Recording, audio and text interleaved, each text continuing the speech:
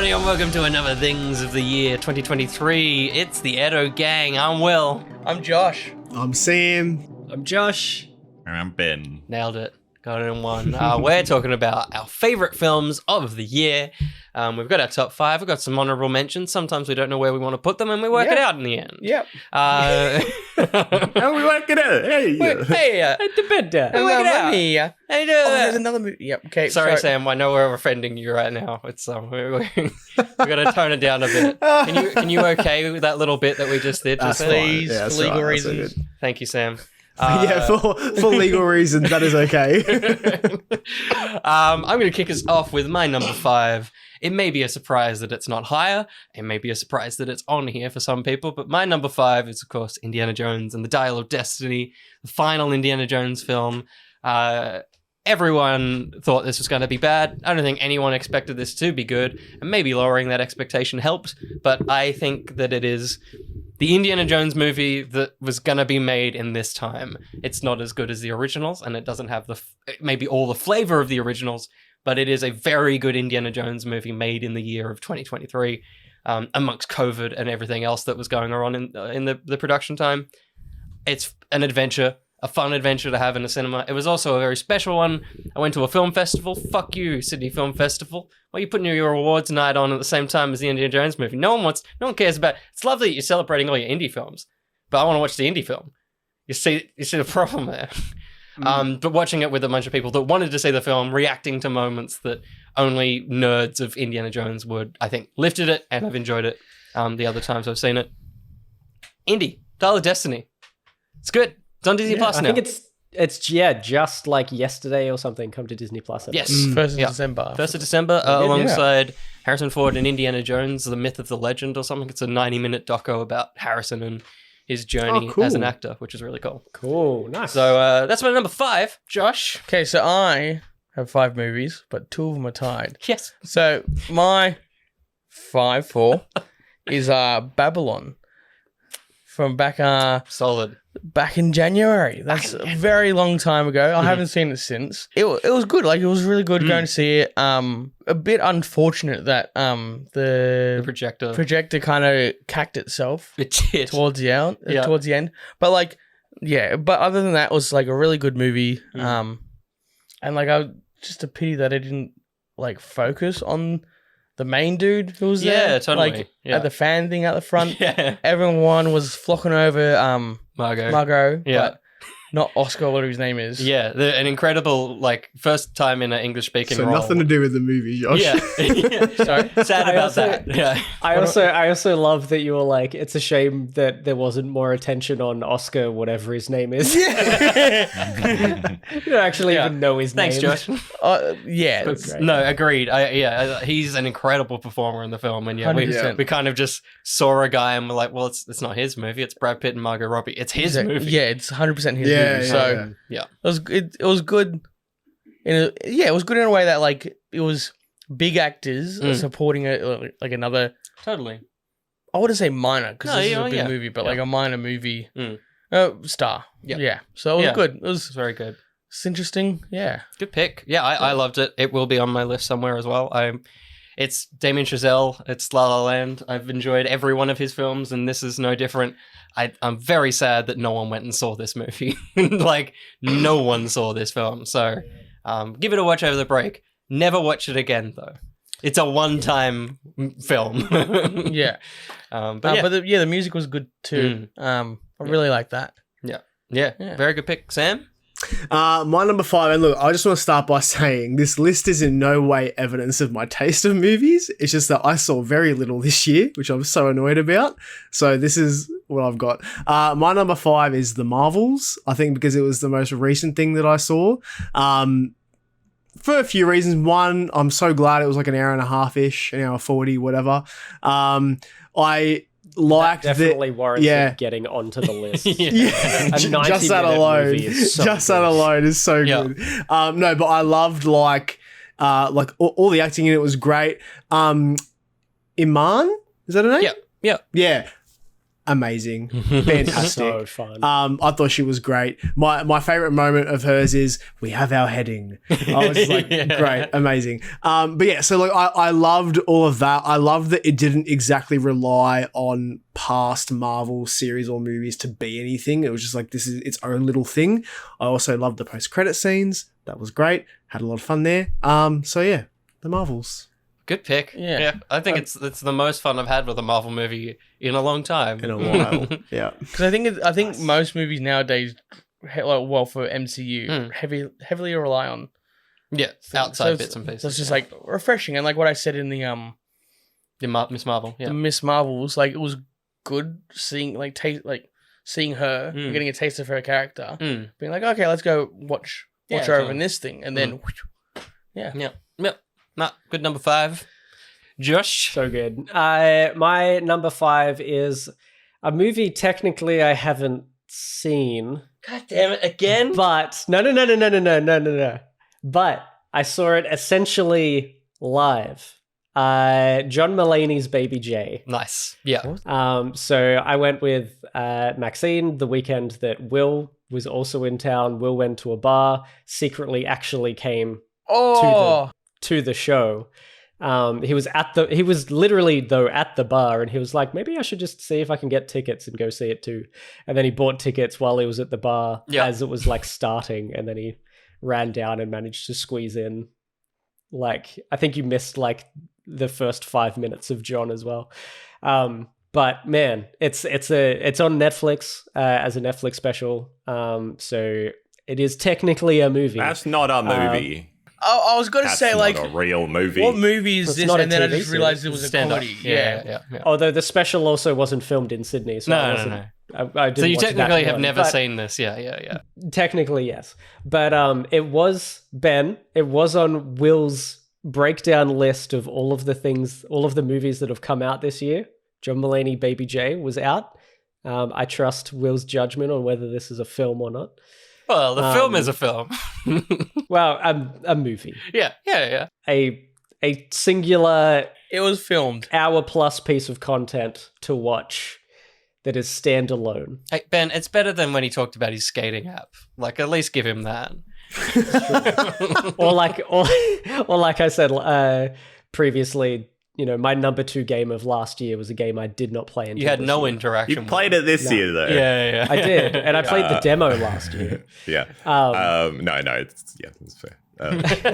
But it was such a good time. Like, he's so freaking funny. Leading up to it, I watched his other 2 Netflix specials. He's so freaking funny. He's Max's favorite comedian, so that's why we went and saw him. It's just a hilarious set. So highly recommend it. Go check it out. Is he the comedian, like English comedian who's like oldish? He's not. No. He's an American. He's on like SNL. You know who I'm thinking of? Often on SNL. I think I'm thinking of Bill Murray. Is Bill Murray the muso? Bill Murray's also not British, isn't he? Who's Bill Murray? Who's Bill Murray? Oh no, Bill Bailey. Bill Bailey. That's who I'm thinking Bill of. Bailey. Yeah. I lay for a second. That's so good. Yeah, Bill Bailey's good. My parents saw him earlier this year, I think. So who did you go see? John Mulaney. It's fine. John Josh. Mulaney. My number 5 of the year is Cocaine Bear. No, it's not. It's not. I wanted really hard. I really wanted to get this on the list because it would have upset Will. And it genuinely nearly made it. But I had to make the call that there were enough movies I saw that I probably wanted to talk about. One of my actual number 5 films of the year. I'm looking at my list now. 3 of them are animated, so that's great. Number 5 is one of those. TMNT Shredder's Revenge. I don't have any affinity with the TMNT. No, wait. TMNT Shredder's Revenge. That's the game. That's the game. Mutant Mayhem. TMNT Mutant Mayhem is the movie. Because Shredder's Revenge I played last year, and that was the only engagement I had with those characters outside of just vaguely knowing them. And then obviously saw the trailers for the movie. It looked super cool, super stylish. And yeah, it was super cool and super stylish. I think, Will, you said it was maybe too much going on visually for you. It was a little too stylish for me. Yeah, but I did like we live in a golden age of animation, and I like how where Spider-Verse, which I'm sure we'll talk about more, goes with like very like traditionally like artistic kind of styles. The style they went with this film is like kind of kids' drawings because they are teenage, and it very much like came across, and I think made a very like cool kind of aesthetic for the whole film. And overall, it was just like a really lovely overall animated story about the Teenage Mutant Ninja Turtles, who are actually teenagers in this and act like teenagers and say stuff that teenagers say that I didn't understand. Yeah. So I genuinely, because I watched it with my parents, I was genuinely like, I could feel their confusion, and I'm like, I can't help you either. I'm sorry. Yeah. But you know, like that's cool that like, you know, it actually feels like the like kids who are playing these turtles are bringing in like their actual world experiences and stuff. So children teenage actors, voice actors. Genuinely like all teenagers. And you can tell they're very fucking high pitched. But yeah, no, great film. Loved it a lot. It was a good time, and I wanted it to squeeze into the list because I think it's a fun little watch. Good pick.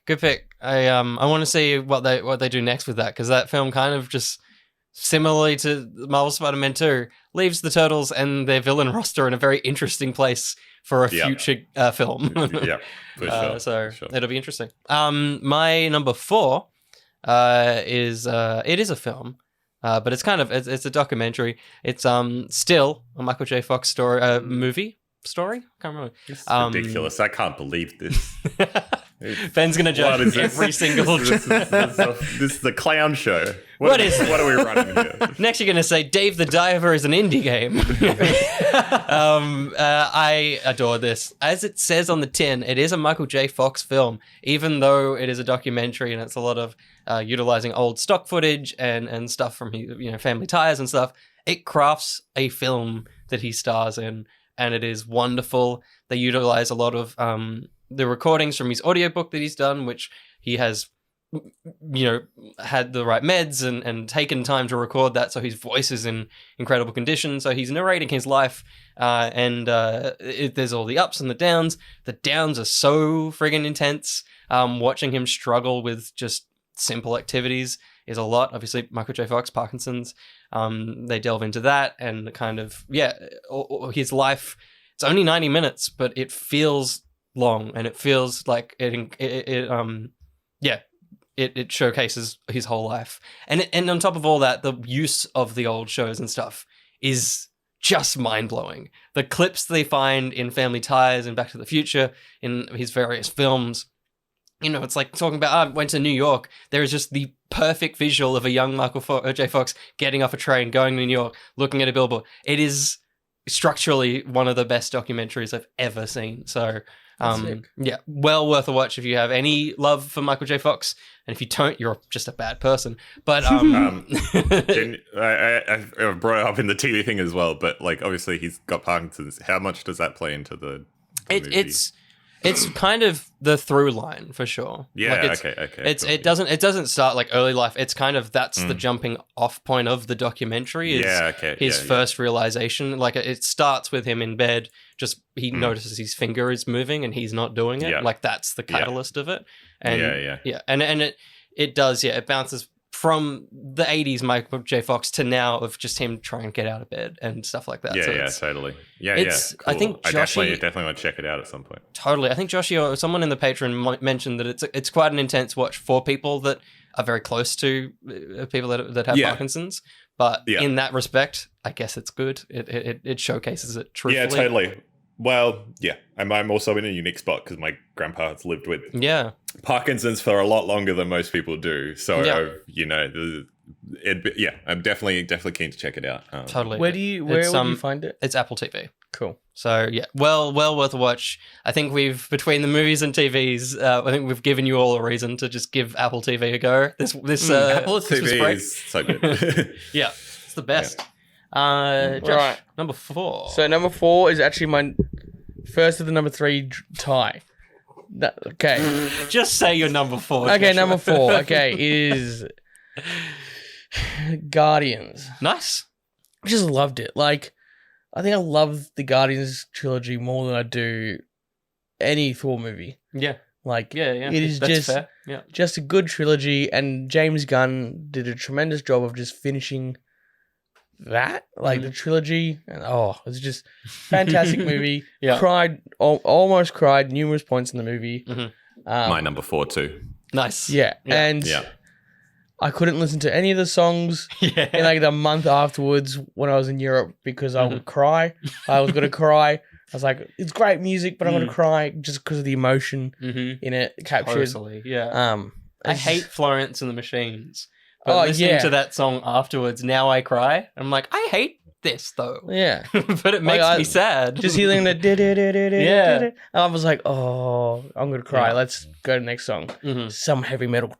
I've been meaning to rewatch it like ever since it came to Disney Plus, and I rewatched a couple things before this recording, and it wasn't the one I didn't get around to, but I like can't wait to go back to it because man, I love that film too. Like, yeah, I think it is my favorite of all the films. I think now that I've sat with it, Of all the films, I know you mean the Guardians movies. Yeah, it's of my all the favorite of Guardians all the films. films. That's why I put it number 4. Yeah. yeah. I should have put, given the weird stuff we're putting in here, I should have put Werewolf by Night in color on this. Because I did watch that recently, and let me tell you, it's good. It's good. In color. I'll have to give it a go. Yeah, good pick, Josh. Yeah. Very good pick. Ben, do you want to talk more about Guardians, or we?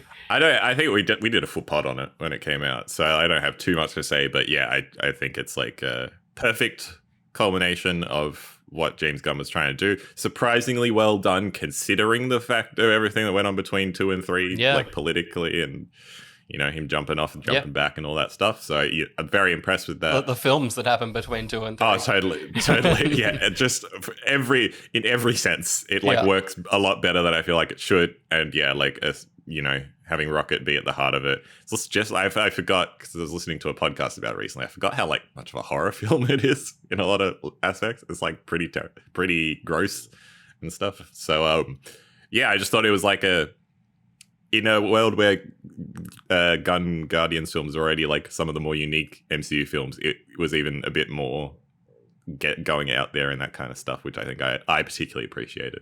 I get why people's order of the 3 of them can like change depending on their preferences, but yeah, I think that's why it like pokes above the rest for me. Like everything from 4 up for me are like, these could all be my favorite film of the year on a different day. So, yeah, totally. It's my number 2. So yeah, good. Yeah, I have nothing like anything in particular to add to that. Plus, we did the pod on it, but yeah, I really liked it and it made my number 2. Yeah, So, good. Mm-hmm. My number 4 was Creed 3. Nice. I just thought this year. Yeah. Yeah. The heck? I am a little bit of a fan of like the fighting films, so I thought it was pretty decent. And it was also the first film that was directed by Michael B. Jordan, so I think given that, he did a pretty decent job. I think that him and Majors were very, very good together on screen. But yeah, so it's not like amazing. It's not anything incredible or amazing, but I didn't say much, so it's my number 4. Overall, it's not too bad. Did you say you didn't see much? Of not just in general, not he saw the whole Just film. in general. Oh, I was going just to in say general. like, I've watched the whole movie, Joshua. right, cool. Yeah, cool. That's good. I heard it's like very anime because Michael B. Jordan is directing it. Yeah, there's a fight scene towards the end where it has got a very anime flair to it. Just in terms of like the fighting style and stuff. So it is pretty cool. Creed is a series I've been wanting to get back to for a while. I don't even care about Rocky. I just want to watch Creed. Yeah, so. yeah. My number 4 pick is Dungeons and Dragons. Solid. Just had such a freaking fun time. Is that somewhere on your list, Will? Oh, it is. I'll reveal. Very good. Oh, my scared like Chris Paul. Yeah, it's such a fun movie. Had a great time. Having also played some D&D in the past a couple of years ago, chatting to Will about it, and Will kind of bringing up that like the way they sort of stop and discuss like strategies and stuff with each other. I'm like, oh yeah, they totally do, and that's exactly what you do in D&D. You like stop and have that discussion. Yeah. And I think it was just such a fun, playful movie. Like the weird, like glitchy thing that Chris Pine does. Yeah. Towards the end of the film and stuff like that. It's just like so ridiculous and fun. But yeah, I think the group was an unexpected group that just works so well. Yeah, just a great fun movie. I was waiting for an end credit scene where it'd be like in the movie, like it would be the shot of like in the movie, and then like you see them all zooms playing out, and it's the like Stranger Kids, Stranger Things kids Yeah, like playing I something. actually I like they didn't do that. Yes. I think it worked. Yeah, it works better. That it was entirely. Yeah. I'm gonna jump in here because I know this is 4, and I've said my 4, but this is my number 3. And you will just skip me for a little bit because I'm going to talk about this. I think that I literally rewatched this last night. This was one of the ones I was like, I need to make sure I watch this again to remember how much I like it. It's so good.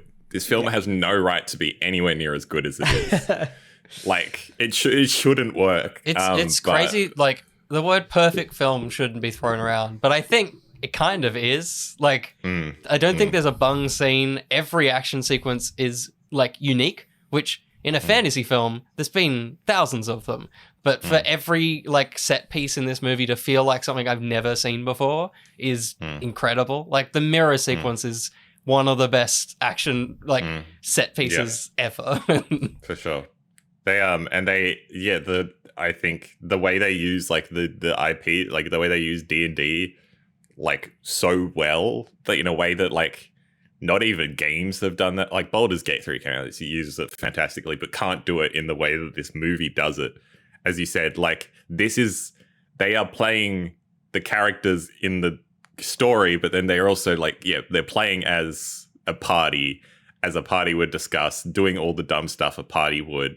And like you can see, as someone who's played quite a lot of D&D, you see the archetypes of the general. Everyone has this player and this player and this player in their group, and they have each one of those people in the group who like care various amounts about like role playing and stuff. It's the classic juxtaposition is like having the paladin thane guy who is like super like into his story and like forthright and everything, just chatting through it. And that's your guy that comes in for one session and has written like a full backstory. And then you've got Holger, who is just I'm smashing stuff. Yeah. And like, but like Michelle Rodriguez plays that so well. It's totally just, I'm so glad I rewatched it last night because it's just. Oh, Hugh Grant as well. Yeah. It's maybe one of his best performances, and he's had a lot of performances. Yeah, it's his best version of the character he keeps playing at the moment. And it makes sense. It's the same creatives. It's fantasy game night basically, and the perfect humor and pacing. Oh man, I forget that, but it is for sure. I want to see more of this. I think there's been talks that we're maybe getting a follow up. I hope, because I know it didn't make a lot of money, but man, it was just so good. I read a great tweet that because everyone said they want to do one and they would do one, but it's just like real Dungeons and Dragons. No one actually knows when the group will meet up again, but at some point they'll play another game. yeah, for sure. And I'd love if that's just the thing where they're kind of just doing a completely different story and it's still the 4 of them and stuff. Totally, yeah. It's a good like pick. Jumanji. Yeah. I just need one more of those. Just one more. Finish that story. So that Snake is back to me with 3. You're 3, and then we'll go to Josh and then jump Ben. Yeah. I thought you were talking in first person just then. My number 3 is one of the big ones. It's Oppenheimer for me is at number 3. I don't love Christopher Nolan films usually. There's very few of them I have actually enjoyed. I just think they're a little bit of a wank. And I mean, this is possibly the longest wank he's ever had. It's the ultimate wank. It's the ultimate wank. And I think that it was perfect. I think it distills what Christopher Nolan is good at into a long film. But because it's removed from the kind of fictional worlds that he usually plays in, for me, I enjoyed it a lot more. I don't think he's very clever.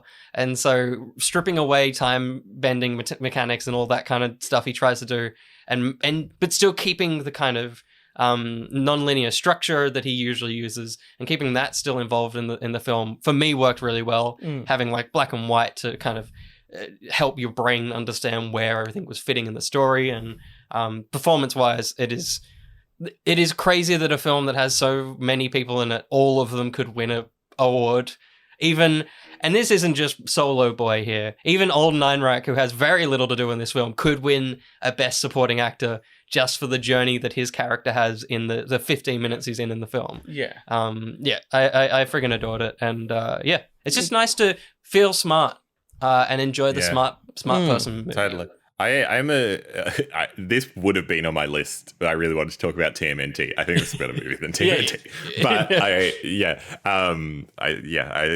it's pretty. It is definitely like one of his best films, I think, and I think is a great film, like almost objectively.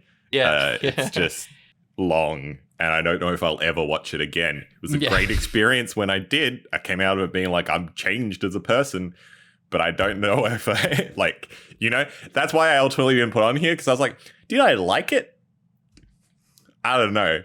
Like, it's good, but yeah. When it inevitably is re-released in cinemas for people somehow, because it probably will be, I recommend not seeing it in the front row. Yeah, that's fair. It hurts a lot. It hurts. Yeah, it's quite a long journey.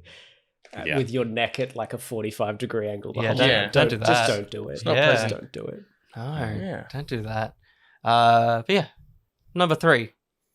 So number 3. So my number 3 is Hunger Games: Ballad of Songbirds and Snakes. Oh wow! Yeah. So I saw this one quite recently. Yeah. It is actually really good. So did you read the book? Did you get to it? No, I didn't read the book, which sucks because with the original 3. I read the books and then read the movies, but I didn't read the book for this one, which I will plan to do. Yeah. Anyway, but yeah, so it's just basically like a prequel to the movies that have come out. It just journeys through President Snow when he's like late high school. Yep. And so he's just like learning how to become like a game master thing. Yeah. Which in this movie, Peter Dinklage is the gamekeeper. Yeah. Yeah, so... But it was solid. I've heard that it's great. I've heard it's the best Hunger Games movie. It's one of those weird ones that like everyone's suddenly like, this is great, actually. It is fantastic. Cool. Yeah. And like, it's funny because if you look at it from a perspective in Act 3, like they kind of split it into 3 parts. Yep. Part 3, you could say, from an abstract angle, that Eminem is is trying to kill a black country fan. Oh no, a black country singer. Yeah. And yeah, you could technically say that, but it's purely because he looks like Eminem. Like Joshua, because he looks like Eminem, and that's basically what he's doing in the third act. I see. And then he just turns into. That was a journey. Oh my goodness! Sorry, all. That. I thought about making this my one of my your pop culture moments of Eminem shooting a. No, I think you filled that one all right. So. Yeah. So, but yeah, so that was a good movie. I would recommend. Yeah, cool. Yeah, definitely. I want to check it out for sure. Yeah, I recommend. Sweet. My number 3 is Mission Impossible: Dead Reckoning Part 1. Is there a movie? Really?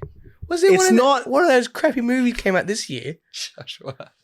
With that crappy cruise dude. Joshua, shut the fuck up so I can talk. Sam. It's always on Sam. I know. Sam can't have opinions anymore. He's not allowed. No. I was about to say, I know that it's not a great film, but I'm a fan of Tom Cruise. I'm a fan of when things are done for real, like stunts and sets and all that. So I really do appreciate these films for the fact that they take the effort with that. And yeah, not the best film, but I do get a kick out of this franchise. I have adored it for a while. I thought you were going to say. Yeah. I thought you were about to say I have a daughter. I was like, me too. I thought that too. I was like, scrap the video. Let's do this. Oh god. But yeah, so as a movie, it's not great, but there are things in there that I appreciate it. That I appreciate about it. So yeah. Yeah, no, I my second watch, because we went and saw it and had to see that little guy as well. What a sucking for you. much. And I liked it, but I saw it with my dad, and it's a dad movie, and Dad really had the fun and definitely lifted Yeah, it. every dad loves Mission Impossible. Yeah. But they love Tom sure. Cruise. Yeah. That's true. Not this dad. I'm not a dad. Good to know. Other Josh, what do you Dumbledore have for said number 3? Quietly. All right, Jesus, my so number soft. 3. I don't know if any of you guys watched this. Maybe Will might have jumped in, but my number 3 is Nimona. Oh yeah. Ah! I was waiting for Ben. It's so good. Yeah. I think Ben watched it. Maybe, or they just got like bitten. No. I did. Is that? Oh well, we've done it again. This is my number 2, so Yeah. you can. I'm so sorry. No, it's fine. I freaking loved this movie. We only watched it last week, and then straight afterwards, I started making my list, and I'm like, I think this has to be on it. It's a fantasy film, but it's set in the future where the world still has like knights and dragons and castles and stuff. But they've got like mobile phones and like high-tech computers and flying cars and stuff like that. But you know, it's kind of medieval at the same time. It's a really weird, interesting mix that somehow works in a really fun way. The actress for Nimona is Hit Girl from Kick-Ass, and there is an action sequence where they use the same song from one of her action sequences at the start of Kick-Ass in Nimona, which is a very fun little reference. But it's just so much fun. She plays a girl who can shapeshift into whatever she wants. Usually it's a bunch of animals and stuff, but she can shapeshift into people and things like that as well. And it's so much fun. It's so heartfelt. It's like soul crushing at the end of the film. It's phenomenal. Like, it's just such a good journey. And yeah, I think she just does a great job. There's some great representation through the film as well, just in general. And yeah, I think it's great. I think she's kind of the only one of the only like bigger names in the film. Well, Riz Ahmed is the dude in it, and that just makes me happy because I love him. Yeah, I don't know. I remember He's the looking up pilot. what he's done. I'm the but I don't pilot know. from Rogue One. That's all. I've seen him in other things, but he's the like that guy. Sure, yeah. And I don't know him from many other things. Yeah. So Is it Chloe Grace Moretz? Yeah. Moretz. Moretz. Yeah. Moretz. yeah. So that's Nimona. Yeah. Yeah, I need to talk about this film because I've been looking forward to Ben talking about this film. Yeah. I didn't know you'd seen it. Yeah, no. So this is one. I just love where animation's at. Holy shit! Like, we just get so many like amazing animated films with so many different styles, and this is another one that has this very much like its own style, and it's just gorgeous, really special. Yeah, it's cool. And it is based on a graphic novel written by N.D. Stevenson, and they are a trans person. And for me, as someone who was going through trans stuff myself with my own gender this year, it came out genuinely at a very like poignant time for me, and like hit so many notes that like I didn't know like existed within me. Like, I think it, as Josh has clearly just like established, is a fantastic film for anyone like just to watch and like have a really like wonderful heartfelt time. But as like a trans person, it suddenly hit on like so many more levels, and like you can see the lived experience of this person who has created this graphic novel like in almost like every aspect of the story. And it's like very heavy on like metaphors of like, you know, feeling like uncomfortable in your body and like the fact that you want to try and, you know, change and like all these kind of things, but like no one's accepting you and you feel like a monster and all these kind of things. And it's like some of it's not subtle and some of it is subtle, but I think it's very special. Literally, when I came out to my parents earlier this year about all the gender stuff, I was like, if you want to understand my brain a bit better, watch Nimona. Because it's like, yeah, it is such a good representation of that, on top of just being like a fantastic film that looks gorgeous. It's so well made. I think it was in like creative hell for many years. Well, and it finally got out on Netflix. So. Yeah, it was. I think it was originally maybe Blue Sky, and then it went to Disney, and Disney went, "We don't like to talk about political issues, so we don't want to make it." And then it landed with Netflix, thankfully, because fuck you, Disney. Yeah, totally. But was it Annapurna as well? Yep. Yeah, totally. Annapurna revived it apparently. And yes, by all accounts, I haven't read the comic, but I definitely like want to go back and give it a read. It's a very good adaptation of that. Music by Christoph Beck. Best. In my rap. Yeah, I just I echo literally everything Josh said, and then also for me personally, just like hit on so many more levels. Like this is arguably like my number one as well, but like the other film that we will talk about also hit on a lot of levels. So there's but it's so good, man. I forgot I had seen this until I had to go back through and make this list, and I was like, I want to watch that again. It was high in my honorable mention, so I'm glad that it got on some lists.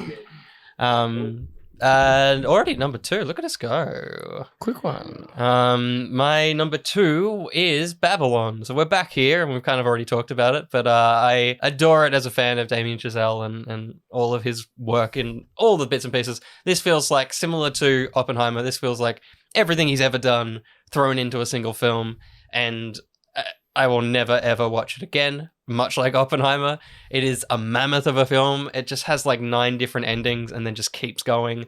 And maybe that's bad, but at the same time, I think, being a fan of basically everyone that's in this film, and also being a new fan of some new performances. Actually, Tobey Maguire's in this film, so not everyone. It was just like an awesome experience to also, again, to be watching it in a room full of people in the State Theatre, which is just where that kind of thing belongs, apart from the broken projector. And the scene from Avatar. And fucking hell. Yeah, that kind of tear me out a little bit. That montage can go away. Just a 2-second frame Jake Sully of the birds from Avatar and Jake Sully flying around. Yeah, that bit sucked. But I just, it made me very happy, and I'm keen to see what he does next. If he can do something other than jazz, it'll be interesting to see. But I loved it, and it was a great experience sitting next to him, but also like just across from you. Yeah. No, but I mean, it was definitely cool seeing it in that sort of environment as well, because it 100% was the sort of place to see that kind of movie. I've thought about it, and I think that if we weren't in that kind of environment, I don't think I would have liked it as much. But I think it just kind of helped you kind of like immerse yourself in the story they were trying to tell and the world they were trying to put in front of you. Like I had to pee, and it felt cool walking back into an old style film in that theater, and it was cool because the State Theatre was set up to be like 1920s, like that's what it naturally is. Looks so like. It's like Just put the film in there. It's like, whoa. But then they carted this awesome band they had in the foyer, and they just like fucking moved past. It's like, but that's cool. Funny enough, or whatever. Blah blah blah. I can't speak. My brother's trumpet teacher was in that band. Because I filmed it, and then afterwards he's like, "Oh, that's my trumpet teacher." Yeah. It's very cool. Anyway, that's my number 2, Josh. Yeah, my number 2 is Oppenheimer. Yeah, just I really enjoyed it. It was big, chunky, and just heavy. Yeah, but like that too. Yeah. No, but I think you just needed to concentrate for the full 3 hours, and I got out of that. And I was like, it was great, but I'm glad that I've got Barbie coming up. Like I'm glad that because I did Barbie Heimer, whatever it is. So I was glad that I had that. Because you couldn't do it. You couldn't do it the other way. Doing it the other way, you just be depressed and you need the color. Yeah. It's funny though. It's one that I couldn't imagine an intermission in. Even though like there is totally a natural place for it. I think it needs to just run on. I think if you had a break, it just wouldn't. You'd just be like, let's go home. I'm done. Yeah, totally. That's totally it. You would just be like, I don't need more. But good pick. Yeah, number 2. My number 2 is Barbie. I know that a lot of people didn't enjoy the film, and I can understand that. I can see why.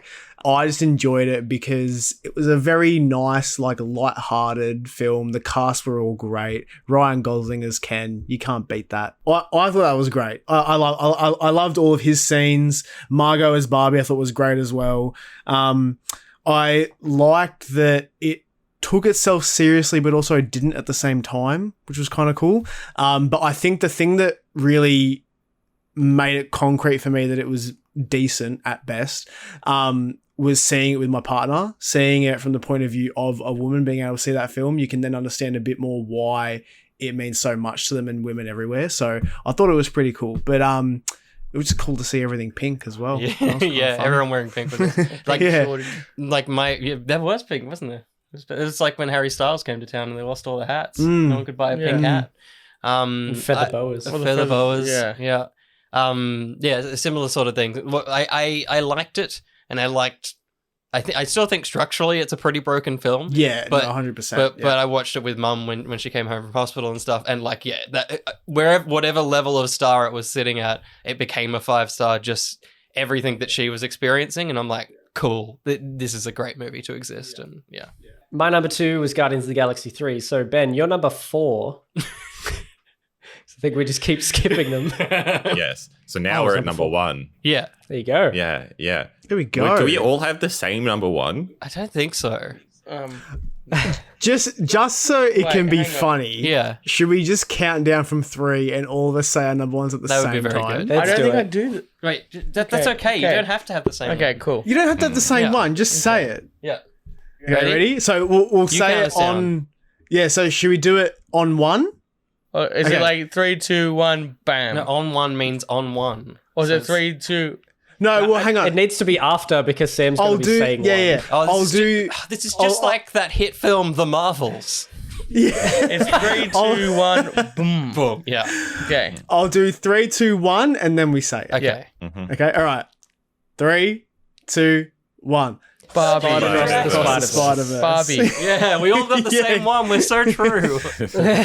Oh yeah, Dungeons and Dragons. That's right. This I realized we scared hadn't me talked before. about it yet. Yeah, it did scare I you. walked out the bathroom and was like, oh, crap. I'm holding Chris Pine. So then the top line here is all Spider-Verse, and then I guess so. Oh! and then Josh's Barbie. No, the bottom line Yeah. also has a Spider-Verse. I didn't know. I didn't have Spider-Verse. I just remembered that Spider-Verse came out this year. That's okay. Yeah. Jeez. So now you have a Spider-Verse because you remembered yeah, it came No, out. it's Barbie. Finchy said Barbie, right? Yeah. I said you Barbie. did, yeah. He's Ken off.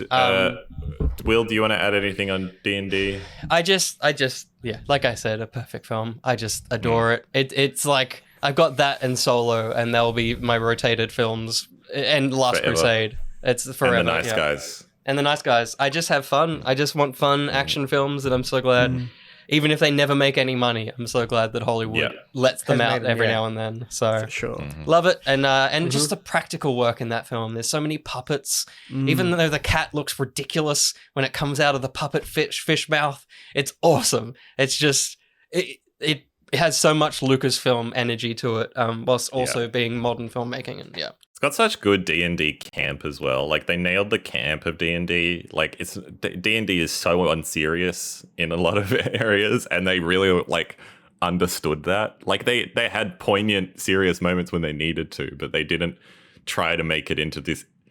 It was both epic fantasy, but also not in the way that D&D very much is. So. It is weird how much it also felt like a video game.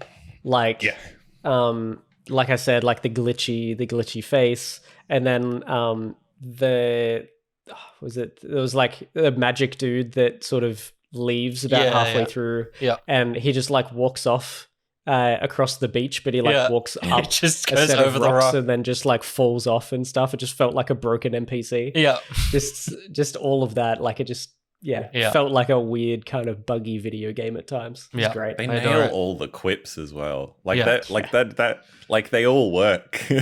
Like I don't feel like there's ever a point where I'm like, ugh. Yeah, dumb. Like the fact that there's like a 6-minute scene of them digging up bodies, like that should have been funny for one gag, but it is funnier the whole time. Yeah. Yeah, crazy. Love that damn movie. Third time Auntie Donna comes into this. That's Yeah, true. third time. Oh I my was just goodness. thinking that. Third time. That's very true. Wait, what? Oh yeah. They're the Auntie dead. Donna are the voices of the dead people in the Australian version of it. Yeah. Really? Yeah. Every region has different voices. Celebrities That's as awesome. the It's like what they did with Zootopia. Like the newsreaders were different. That's right. Yeah, Per Disney do it a region. lot. Well, it's like Jeremy Clarkson was Lightning McQueen's manager in the UK version, which is very Oh, fun. really? And he does not work. It's not the same energy as an American in that section. That's so funny. Barbie, Josh, do you have any final word on I Barbie? absolutely flipping love that movie. It was the best. Like I went with my girlfriend too. And I we didn't. just sorry. I didn't. Oh, that's okay. Maybe next time. Sorry. That was harsh. Barbie. Absolutely loved it. It was just fantastic. I loved all the it was just the jokes were so good and just landed really well. And I saw it twice actually. First time was with my girlfriend, second time was for work. Yep. It was fantastic. I just You were very excited to see it as Oh, well. I was very excited. I was the one that took my girlfriend to go see it. Yeah. It wasn't her. Like I was like, Cara, you come with me to go see Barbie, and she's like, okay. Yeah, I was like, if I must. I was like, we're going gold class, and she's like, oh, okay, yeah.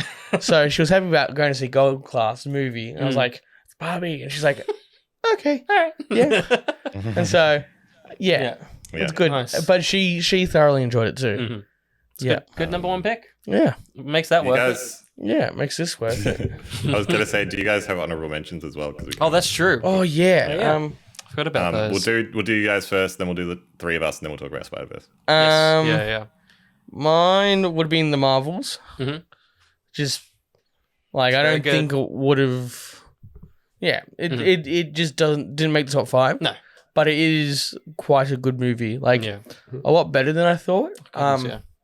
And I think 90 minutes. I think Will, what you said about the movie, like it deserves more than it is getting. Totally. Yeah, it sucks. It sucks that that Dungeons and Dragons is a few films this year that just got kicked to I the think curb. it's really just like the film scene in general. Just like, I'm worried a lot of these films aren't going to get extra stuff, but just purely because people aren't seeing films as much. Totally. anymore. Yeah. The whole landscape's completely changed. Is that your one honorable? Yep. Okay. Are you okay? Yeah, I'm good. I did burp as you were asking. I wasn't was sure like, if you were sad. oh crap. No, I'm good. That's good. I've got 3. My first one's Infinity Pool, which is a weird, fucked up, creepy, weird thing starring the weird girl from Pearl and Maxine and stuff. Why's that out of my head? I can't remember. But it's a very strange, twisted, watch when you're high kind of horror film, and I really enjoyed When it. have you ever been high? Just consistently. I also this was almost in there if Indiana Jones never existed. They cloned Tyrone, which is a Netflix film starring Jamie Foxx, John Boyega, and Teyonah Parris. So there's a little bit of all of our favorite stuff. It is so fun. It is like what I wish Stranger Things was, which is a strange new mystery every season. This could be a Stranger Thing. It's well worth a watch, and it's also obviously it's a sci-fi film with black culture, which is not something that you see very often, which is really awesome. And big rec on that. And then the last one is Mithrigan as well. I thought that was a very well done Megan. The little doll. Really well done. Did you see horror that? film. Yeah. Oh, cool. Yeah. Good on you. Did Yeah. you That just was a hate really fun one. Spider-Man, Will? Did I hate I just don't think it's I don't think it's good yet. I need the next one. I need the next one to know if it was a good film. Because if they can't land it, then this isn't good. You know what I mean? I would love to put it on my list, but No, that's fair. No, I was just genuinely curious. Before we chat more about that, my honorable mentions, I mentioned Cocaine Bear. I just think it's very fun. It's silly. It's got some flaws, but I think it's a fun time. And Alden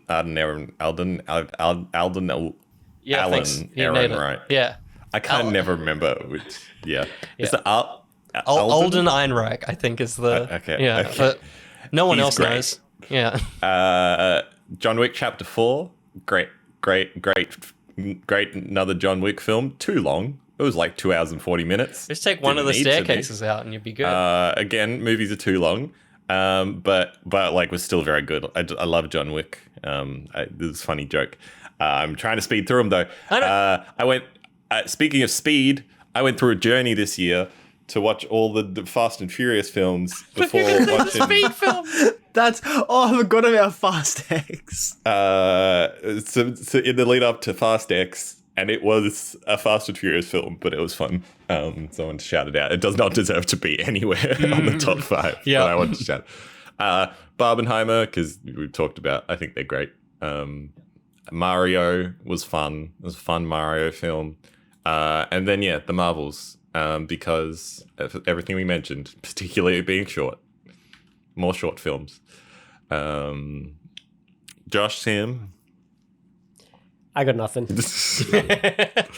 Hell yeah, let's talk about Spider-Man. Yes. Yay!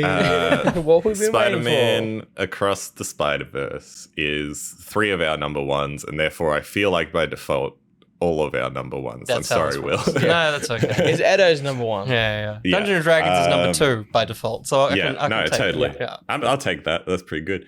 This was one of the 2 films I wanted to rewatch alongside Dungeons and Dragons before I did this, just because I hadn't seen it in a while and wanted to kind of remember what it was like. And I think it got way better on the second viewing because I was kind of a bit more in Will's pool, I think, where I was like, I don't know if this works as its own film. On rewatch, I actually disagree with you in that I think it entirely works on its own film. It's very much setting up the next film, but I think so much of how this is framed is... And maybe less so towards the latter end, but a lot of how this is framed is it being Gwen's film, and I think that's where it's the strongest part.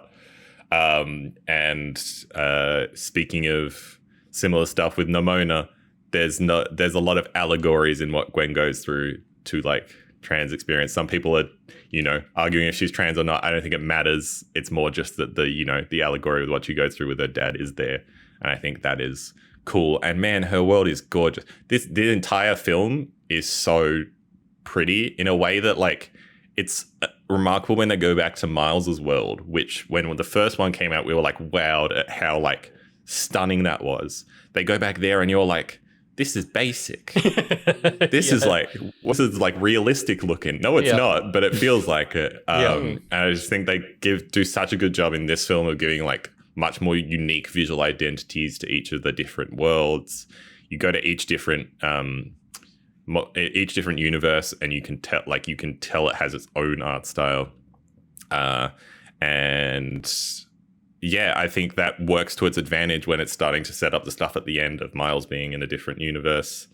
And then it's like, for people who are kind of clued into how different the art styles are and stuff, it's like this thing of like, you notice instantly, you're like, hang on, that's not how that looks. Like, this is a different place. And I think that's like going so hard on having these distinct styles, I think really like helps that moment for people who are really like trying to pay as much attention as possible. Just a fantastic, fantastic film. I could not say many more good things about it. And I think the end, I also just think the ending doesn't fuss me. I'm not bothered about it anymore. Man, when the ending hit, I think about 30 seconds before the ending hit, I remembered that this was a 2-part movie. So as it was about to come to a head, I was like, crap, damn it. No, I don't want it to be over yet. No, I loved it. Man, fan service in all forms works on me so well. Just like all the references to other Spider-Man and, having like live action Donald Glover in this, and then like references to like the NES video game Spider-Man thing, and having Spider-Man 2 like I think was it Genki was playing Spider-Man 2. He was playing the new one. Stage. All that sort of crap, man. It just gets me. I love it. Yeah, I had such a good time with this movie. I want to see it again. I have only seen it once with you guys, but yeah, I would love to catch it again. But man, I love Spider-Man. Spider-Man's so cool. Is it Netflix or Disney? I don't know if it's on a streaming thing yet. It is on Amazon Prime. Yeah, Amazon. And potentially Binge as well. I knew it was on. I saw it on two of them. I watched it on Amazon though, because they have a better streaming. Is the first Spider-Verse on Disney Plus? Right. Yep. The second one will be eventually. It will be eventually. It's just all right stuff. Sure. Yeah. That's like how Amazon Prime are making a Silk show. Silk. What's Silk?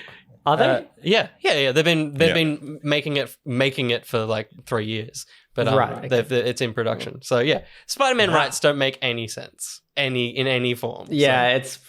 It's such a mess. Yeah. Yes. Sam.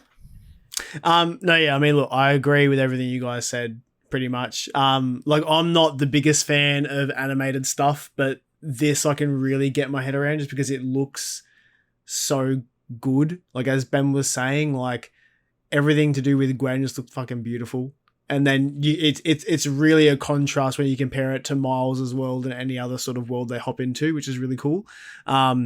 So yeah, I think because of how good it looked for someone like me who's more of like a visual learner, it allowed me to like really stay engaged with like the story and what was happening way easier than any other movie.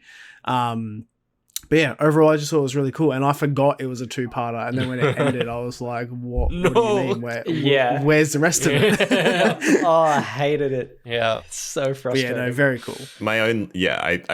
I think it's fine that it ends the way it does as a first half of it. I think the one thing is we're now not going to get it when we were supposed to get it, and I think that's like the bigger bummer is ultimately I think it all wasn't it pushed back? Yeah, well, it technically hasn't been officially pushed back. Still technically took next year, but like there's a lot of reasons why it won't be. But yeah, I think that's the bit. Like ultimately, I think it'll work. It'll watch well as like a 5-hour, however long it comes out to together. But I think that's the bigger thing is we currently have to wait. When we get it, I think we'll all be happy because we haven't been let down by 2 of them. So I don't think we're going to be let down. Also, I hadn't even mentioned the Spot is like probably underused in this film. I imagine he's going to be a lot more in the next one because that's obviously what they're setting up. But like the progression, in my mind, he was just like the comedic version you have at the start of the film. The whole film, I forgot that he goes on like this, like he just gets really like messed up, and like I'm excited to see Jason Schwartzman kind of like perform that version of it. This is the year of Jason Schwartzman, I feel. It totally is. is. So much this year. So much like fairly big stuff like Asteroid City, Scott Pilgrim in this. It was the gamesman in the fucking Hunger Games as well. What? Oh yeah, it was he's the guy with the fucking cool mustache and shit. In the Hunger Games movie. Wait, what? The one you just watched. And the guy with like the slick black hair. But wait, is he the young version or the old one? The young one. Not the one in the other movies, the one you just watched. That dude is in the Spot. Yeah. Really? Yeah. What a dude. What a dude. What indeed. a dude. Let's have a look at some of our patrons' picks. Yes. Did you say the arse? No, I said yes for yes. Yes. Okay. Yeah. Yeah, I thought he was the ass. Just for clarification, legal reasons, I said yes. Do it in an Italian accent, and Sam will say it's okay. only one Italian reference per. Okay. Love you, give it another go. Next video. So good. Dion has said that it's the Marvels and they need to watch some more movies next year because they didn't have any other picks. Milk says, don't you dare make me choose, you sickos, but out of everything, it's going to be Shin, Kamen Rider, and I swear, you lot ever invite me in, I'm forcing you all to watch that, and I'd be keen to watch any movie with you, Milk. B-Mac gives us his top 5. We've got Killers of the Flower Moon, good one. The Creator, I also enjoyed, which was good. Creed 3, After Sun, and then Across the Spider-Verse for B-Mac's number 1. Cool. Nice. Laughing Seal, love you. Indiana Jones and the Dial of Destiny. Look, Spider-Verse was great, but its pacing was off, and the cliffhanger upon cliffhanger upon cliffhanger made it feel really strange. Indiana Jones was refreshing for being just a fun, straightforward adventure romp, whilst also making it feel clear that this really will be the end of the indie films. Which I very much agree. Great review. JS says Guardians. Dump Days said Spidey as well. Luke agrees with you. Barbie. Yes, Luke. Yes, mate. Good on you, Luke. I'll buy you a drink. Luke has that jumper. Luke loves Barbie. I know this for a fact. Dolphin Pants says Five Nights at Freddy's, probably for his awesome experience. Joshy says, of course, something that none of us have probably really thought about. The Venture Brothers, Radiant in... Okay. The Venture Brothers, Radiant is the blood of the baboon... Of the baboon heart? Of the... Baboon heart. Yeah, that's baboon. What the? After 27, after 20 years and 7 seasons, this straight-to-DVD movie satisfyingly wraps up its world. Venture Brothers truly deeply cares about superhero and spy genres. It intelligently and lovingly satires, and in a time where cynicism sells, there seems to be less of a home for this sincere brand of Silver Age era comic reference. As many full stops as usual. But it sounds like a superhero show that is pretty classic because it's been around for 20 years. Fascinating. I love that a straight-to-DVD movie made his number one. Yeah. That's the greatest thing. There is no one like him. It's an Adult Swim movie. It actually has got quite high reviews. So looks interesting. I'm not saying that he's wrong. I'm just just to sell him down the street. When I looked up the thing you mentioned in the TV, that had horrible reviews. So okay. We had to make sure that it wasn't a wrong opinion. Well, there's not been any wrong opinions here. No. I think we're all pretty great. Yes. No, you know what I am? We feeling great? I'm Knuff. Oh, great. Yeah, I'm feeling great. Everyone else feeling great? Feeling great. Great. Good. Enough. Thanks, everybody. Thanks for all your opinions, most of them. And that's been our films of 2023. Bye, Barbie. Bye, Barbie. Bye, Ken. He's done it. We can stop now. He really just stopped me talking. Sorry. I'm so sorry.